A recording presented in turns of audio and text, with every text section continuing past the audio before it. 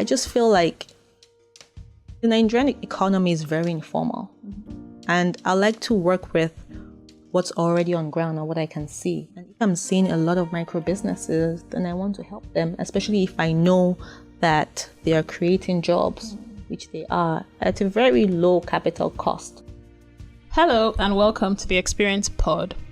The Experience Pod is a 30-minute one-on-one interviewer-led podcast that discusses the adoption and utilization of relevant emerging technologies and trends for impact-oriented professionals, researchers, developers, and students who demand realistic and thought-provoking perspectives on the opportunities and challenges presented by these phenomena in our unique environment.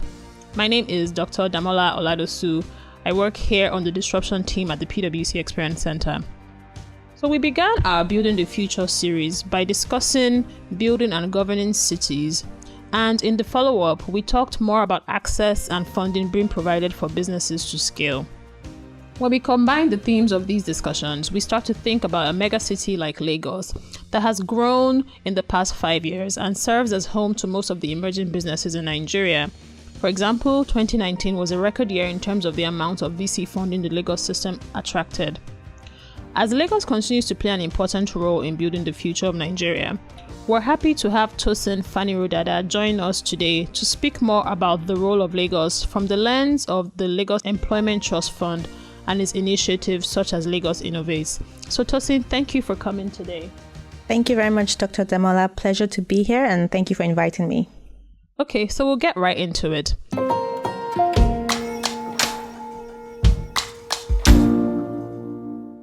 For those who might be unfamiliar, could you explain what initiatives and programs Lagos Innovates provides and who for? Fantastic. So Lagos Innovates is a set of programs that provide an enabling environment for tech startups and innovation-driven enterprises to thrive.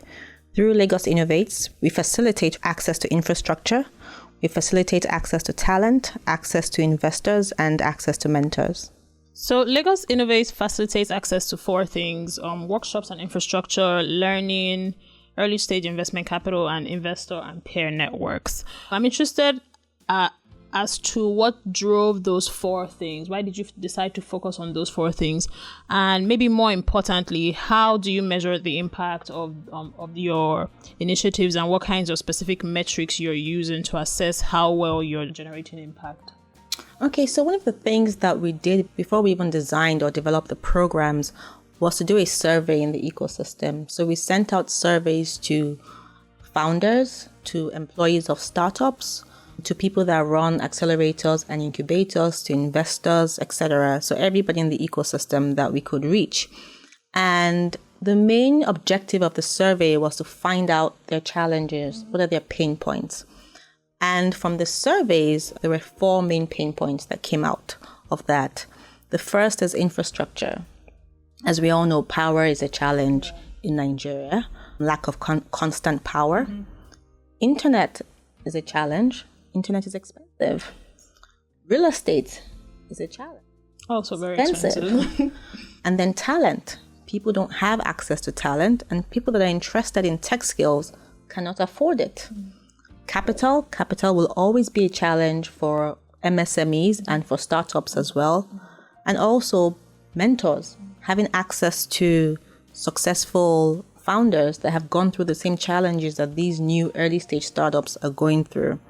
So when we had these challenges, we then designed programs to address these challenges.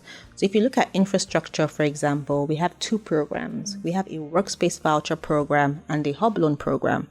Now, the Workspace voucher programs gives founders vouchers to go to any of our partner co-working spaces in Lagos State. And what that means is once you have your voucher, you go into the space, you use the space for a month, and then at the end of the month, LSETF pays the hub or the co-working space. And then on the hub loan side, we give loans to hubs for them to expand or open new locations, because we realize that, look, we're sending demand to these hubs, but then if they have to expand or open new locations, then what happens? They still wouldn't be a commercial bank's favorite client to give loans to. So you have to help them. And then the second is talent. And we have two programs for talent.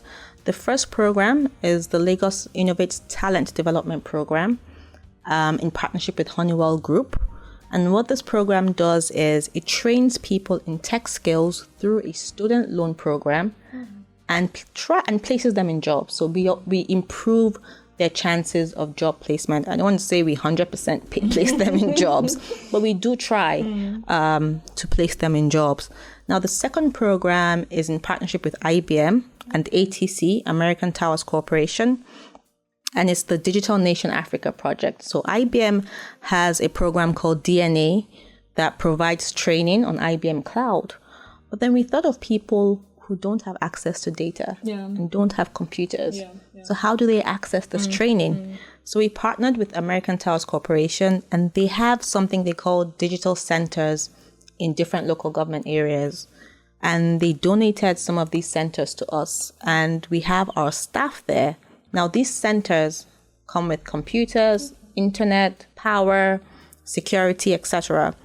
So we have our staff at these centers, and it's open to everyone. So anybody that lives in that local government area can walk in and take advantage of the free trainings that IBM offers on IBM Cloud. This program has been quite successful. So one girl, I think she was out of school, and then she took an interest in cybersecurity. Oh, wow. And she's just started taking the trainings and got her certificate. So IBM gives you a badge once you're done with the training. It's an online badge. And then she applied to school in the States to study cybersecurity. And guess what? She got a scholarship. Nice. And she's going this year. And so for me, I just think about people who are like out of school, or people who need some sort of after school program, don't know where to go. Instead of getting in trouble, they go to these centers and develop themselves. The third program is an idea hub, which is more like a mentorship program. And this idea hub is helping us build a pipeline. So we've also recognized that early stage startups need a lot of mentoring. What we've done is we've built a digital hub where people can put up their ideas and get paired to mentors. So we have mentors on that platform as well. You pick a mentor. If the mentor accepts, that mentor works with you to validate your idea. And then lastly, for capital, now we don't invest in businesses, in startups, but what we do is we connect them to investors. Now, because we have a pipeline, a lot of investors reach out to us and tell us, we want businesses that have raised X amount so far, or are making X amount in revenue, or in this particular sector. And then we just go through our database and identify businesses that fit that criteria, that are doing that. And then we reach out to them and then we say, are you looking for funding? This company may be interested in you. Can we go ahead and make an introduction for you? And if they agree, then we just connect them to the investor. But then beyond that, we also connect startups to corporates. So startups come to us and they say, we have this fantastic product. Do you mind introducing us? We'll do that. Or if you're trying to meet with a particular MDA, so ministry, department, or agency in the government, we will do that for you as well. And I think access is so important. Access to market. Like, we can have all these amazing tech solutions, but if there's no access to market, who's testing it for them? Who's buying it? Right. And that's one part that I think a lot of people look over, and just because it's not tangible, it's not a program. You're just the middleman helping people make connections. Wow, that's really, really fascinating stuff. Thank you. Interesting. So we've seen the development of various initiatives geared towards providing entrepreneurs with sort of the similar things that Lagos Innovates provides in terms of capital, network, and knowledge. Do you think this is driven by the fact that there are so many initiatives reflective of an increasing need of these services, or that the existing initiatives are not meeting the needs of the entrepreneurs? Damala, is that a trick question? No. Are you trying to get me in trouble? It's not. We're just curious. It's just like we're not quite there yet. Yes. There's just so many people to support. I think it's reflective of an increasing need. But I also think LSETF is the first of its kind, combining capital, network, and knowledge. First of its kind in Nigeria. Okay. We've seen other successful initiatives such as SBA in the United States, where they do something similar. Although they don't give capital, but they guarantee, if I remember correctly, they guarantee small businesses. But I think something that we do so well is access to market. And that's something that a lot of people look over. It's not really tangible. It's not a program, but it helps a lot. Yeah. So beyond even just giving access to finance and training people and placing them in jobs like we already do, but we have a dedicated desk, a promotions desk. And those guys, every day that they're in the office, they think about how we can promote our beneficiaries' goods and services. They think about access for them. So we give them like social media promotions. We sign partnerships with the Nigerian American Chamber of Commerce. We're constantly looking for different fairs and platforms that we can showcase their goods and services. We do introductions for them. So I think that's what takes it to the next level. That's what you think differentiates Lagos That's what differentiates us, yes. Many accelerator type things yes, around the market. That's the first one. And I think the second one is the capacity building that we offer, the capacity building initiative that we offer, is also for entrepreneurs. So for example, before you can access our funding, you must go through training, a 1 or 2 day training, depending on the category that you applied for. That's separate from our employability program that trains unemployed people and places them in jobs. So I think a combination of all three is what sets us apart. And a lot of people have come to us to learn about what we do and try and replicate and adopt our strategy. And we're always happy to share. Happy to share for free. But I think it's those three things that differentiates us. So to follow up on the previous question around just like several accelerators, we were also seeing a lot of crossover with one business being on several schemes simultaneously. The idea of consecutive accelerator hoppers. Do you think that this limits the impact that each scheme could have? So it's a thing, well, if you're starting from baseline with someone, you may have more impact versus if this person has already been exposed to several other programs before coming on yours. Do you think that affects the kind of impact that we're seeing with these programs? I think people that have been through some sort of accelerator are a bit more advanced than people that have not been through any formal training or mentorship. I do also agree that a lot of people are in the business of attending different accelerators. I think we have more incubator type accelerators, very few proper accelerators. And I think we should actually focus on incubator programs because I think that's what we need.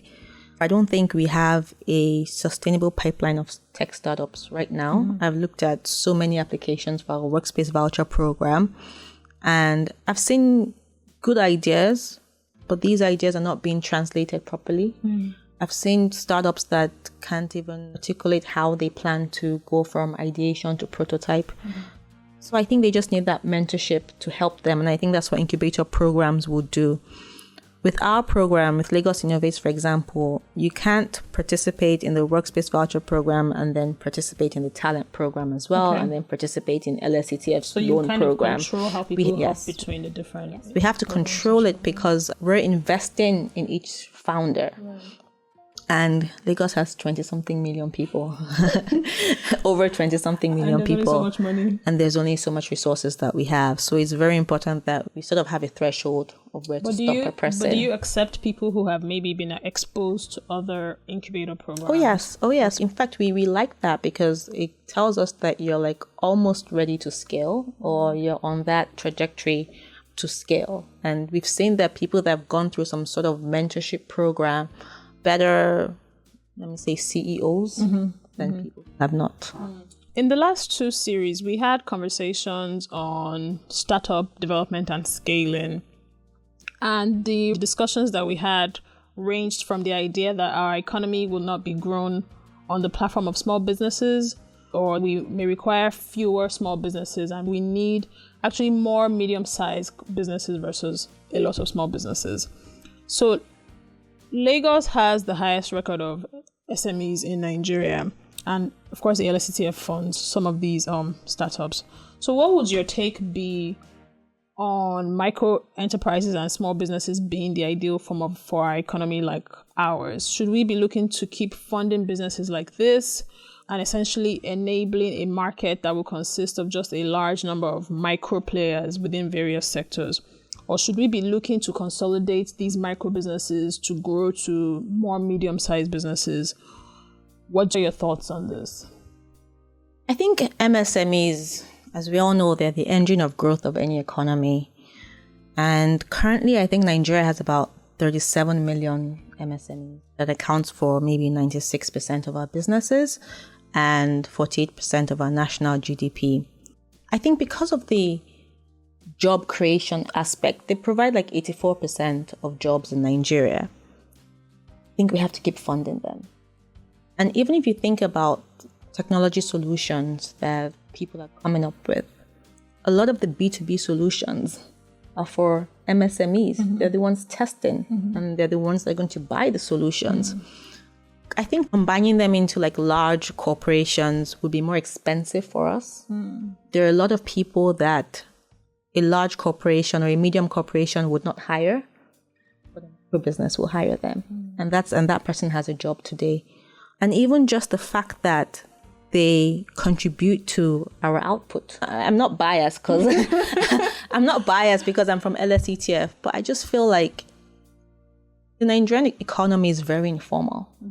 And I like to work with what's already on ground or what I can see. And if I'm seeing a lot of micro businesses, then I want to help them, especially if I know that they are creating jobs, which they are, at a very low capital cost. One of the things that we look at is jobs.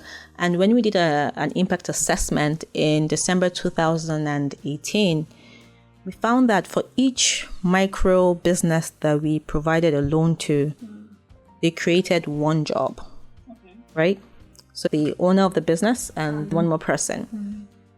Now for the micro loans, they get from 10,000 naira, or maybe 40,000 naira is a minimum, to 500,000 naira. SMEs get 5 million naira, and the SME only creates 2 additional jobs. So you can already see that it costs more to actually fund SMEs. Fund SMEs than to fund micro businesses. And the people that the micro businesses are hiring, the SME people will not hire them. But then what that micro business is giving them is training. You know, there's nothing like some sort of training. There's nothing like going through working for somebody or working for a business. Regardless of whatever that business is, it's still some sort of training. So micro business is actually helping us train people that on a good day, small, medium, large corporations would not look at that person. I think it's to continue to support them. So you're team micro businesses? I am team micro businesses. There's so many of them, and there's so many people like that. You talked about how the micro businesses that you fund, you see at least one person hiring one more person. How does LSETF consider these multiplier effects of the businesses that you fund? And maybe could you give a specific example of how you've seen maybe a micro business that you funded really go on to create more jobs? So yeah, I have a perfect example. We funded someone who just needed 250,000 naira. He had a laundry business and he needed 250,000 naira, which we gave him. Usually our micro loans are for 1 year. Paid off this loan before his tenure was over. He paid it off within a year. Hired about 10, 15 people from his school. They pick up from your room or your dorm or whatever. They wash it for you. They iron it and they return it back to you.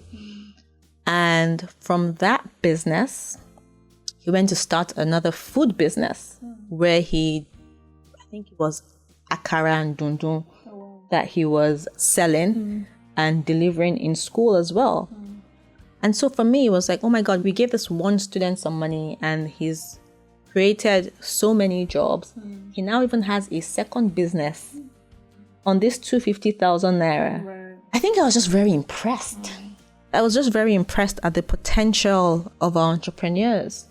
If they're given the right funding and they have the right environment of what they can actually do. So I'm going to have a bit of a contrarian view because, we've talked a bit about jobs, but our unemployment and underemployment rates are still high.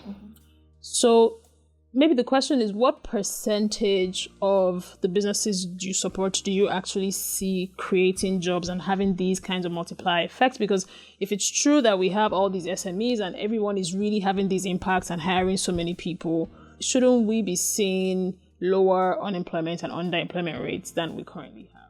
So first of all, Lagos State's unemployment rate went down 6%. Okay. So it went down 6% per the last NBS report. Okay.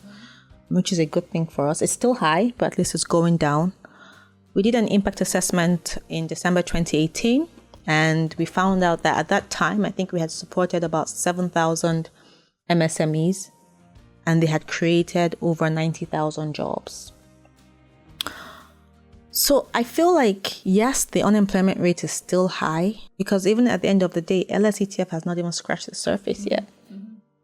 Only funded 11,000 businesses approximately to date. Then we have, how many SMEs do we have? Okay, so we have 37 million in Nigeria. Yes. Right. So if we have limited resources as well, when we open our loan application portal, we get about 50,000 applicants. We don't have resources to fund everybody. So I feel like we haven't scratched the surface. I like what CBN is doing now in terms of reducing the interest rate for MSMEs and also forcing commercial banks to lend to SMEs. But I think everybody is now beginning to see that we have to support MSMEs.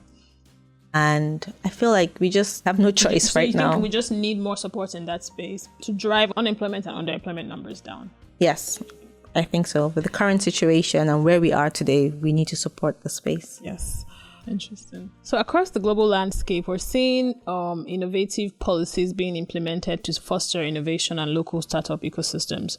So for example, in Barcelona, the city has made all the data relating to management of the city publicly available. So the question is, if you were to assess our local policy landscape, are there any examples of innovative digital policies that you're seeing that are driving innovation and local startup ecosystems? So I'll just talk about Lagos. Yes, Lagos is fine. And not talk about Nigeria.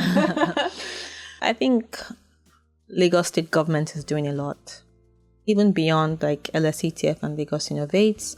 In December, the governor launched the Lagos Innovation Master Plan. And that plan has 4 main pillars. So it has infrastructure, for example.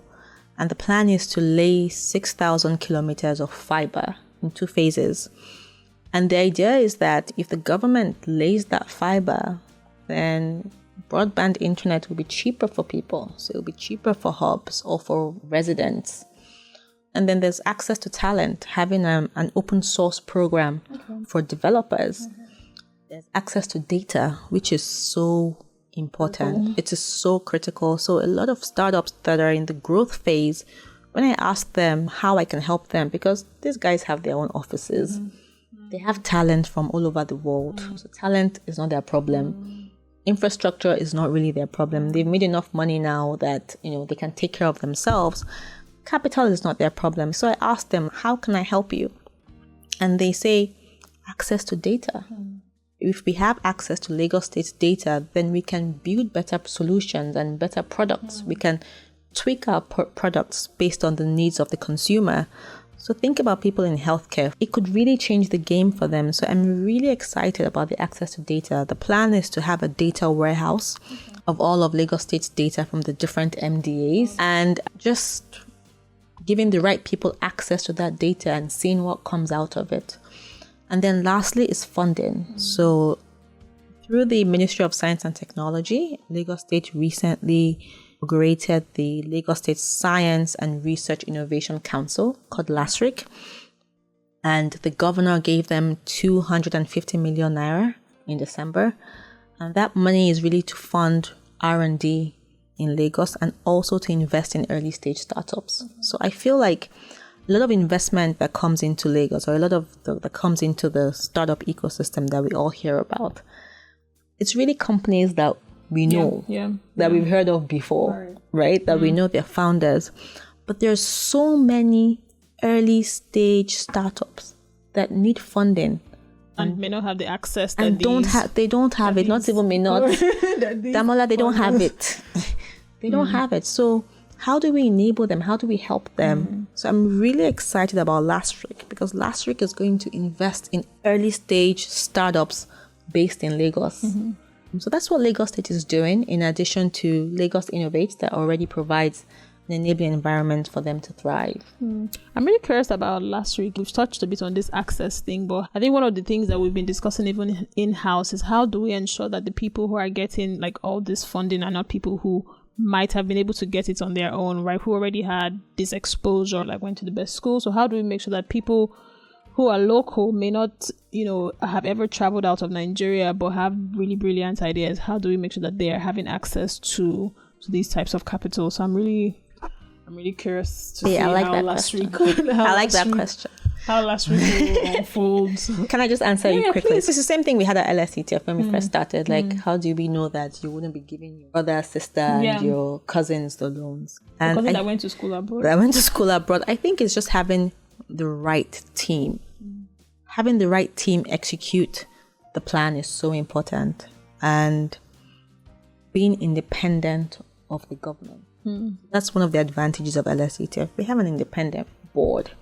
We don't evaluate applications ourselves. We report to the board. And the same thing with LSETF. LSETF has a board. And on that board, 90% of the people are from the private sector. It's bringing the right people. Those are the guys that will ensure that it gets to the local founders, that it gets to the grassroots founders that may not have that access. And it's going to be open. It's going to be transparent. You're going to apply online or however, and this board is going to sit and review all applications.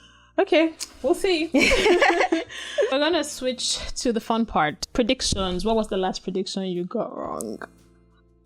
I think it was last year. South Africa. The riot started. I think I was scheduled to be there for another 5 days, and SAA was going to stop flying. I was convinced that I was going to be stuck in Cape Town, and I started panicking, changing my flight. I need to go home. I'm going to be stuck here. I'm going to die. But yeah, they never stopped the flight actually. Good for SAA for proving you wrong. What's one view you seem to find very people agree with you on? I think I've touched on some of them, and I always say we don't have a pipeline of sustainable startups. Some people say, no, we see the most capital coming into Lagos, have amazing solutions, founders, but I've seen a lot of applications, met a lot of startup founders, and I do worry. And I was at a session where Dr. Mobola Johnson was talking about startup founders who have raised, $30 million, $40 million, but they actually don't know how to run a company. They don't have the experience, and they don't want to hear it. So I just worry about the early stage startups. I think we have a lot of work to do to grow our pipeline and to incubate and mentor early stage startups. Okay. So our previous guest, Eloho Gihanbelu of Endeavor, has a question for you. For me? Yes. Oh, I know Eloho very well. No, she said so. So she said she hopes you won't be pissed when oh you my hear God, her question. Eloho, what are you asking me? So did she tell you how we met? No. She didn't? Okay, so Eloho's company actually designed Lagos Innovates. Oh, yes. really? Yes, her company designed the Lagos from inception. Oh, wow. And the programs. Oh, yes. Cool. So that means this question is really relevant. Well, not Endeavor though. her personal company, Amari. Okay, cool. Well, that makes this question even more interesting. What do you think the right role of the public sector is in the entrepreneurship ecosystem? Should the public sector be allocating resources? Do you think they're the right agents within the broader ecosystem to do that? And finally, do you agree that there are potential conflicts when you have a public sector who is broadly concerned with other important things and is not necessarily always going to be the most efficient allocator of resources? So I think the public sector's role is to enable the environment, provide infrastructure, just help the ease of doing business. But we're seeing public sector agencies now allocate resources. And I think our case is peculiar because we had to step in. We had to fill a gap. Right. Because nobody was going to do it. We lend without asking for physical collateral. So we only ask for social collateral, which is 1 or 2 guarantors, depending on the category that you're applying for. But back then, when we started, nobody was doing it. We were doing it at 5% per annum. And I think we really changed the game. And that's what we wanted to do. So now you're seeing banks that are lending at 5%, 10%, some even 0%. We've showed them that, look, you can lend without asking for collateral. You can lend based on character. You can lend by just looking at a sales book of a micro business and they will pay back. Now that we've done it, so many other people now are doing it or want to do it. And now a lot of people are like, okay, you know what? Since we've never done it before, can we partner with you and do it together? I don't know if you're aware, but we have a program with Access Bank where we're funding women. It's called the LSETF W Initiative. And so many other banks have approached us to learn how to lend without collateral and use our model. So sometimes government has to step in if it recognizes that, look, if the private sector is not doing it, then maybe we should do it. We should take that risk because it's a risk at the end of the day. Let's take that risk, and if we're successful, then we teach them how to do it. Oh, good answer. So in that respect, what's one perspective you'd like to get from our next interviewee? So at the session that I attended, Dr. Mabola Johnson talked about a startup called U-Lesson. Have you heard of it? Owned by Sim Shagaya. Yes. Now that you say Sim Shagaya, I know he has some education. Yes. And I was really intrigued by it because I feel like a lot of the things we talk about now is jobs of the future. How do we prepare ourselves for the jobs of the future, etc. So I think he's gone ahead to build a tool that you have access to over 7,000 videos. And it covers from SS1 to SS3. So even if the school is not doing a good job teaching your child on the courses for the future, etc., you can actually just buy this thing and then have your kids look at it. So I think education is big. My question is, what's the plan to scale? How do you plan to scale across Nigeria? I think it would be very helpful for our upcoming generation. Fantastic. Thank you so much, Tosin, for spending time with us on the podcast today. I hope that you've enjoyed this conversation as much as I have. Thank you so much, Damola. I really had a lot of fun. Thank you so much.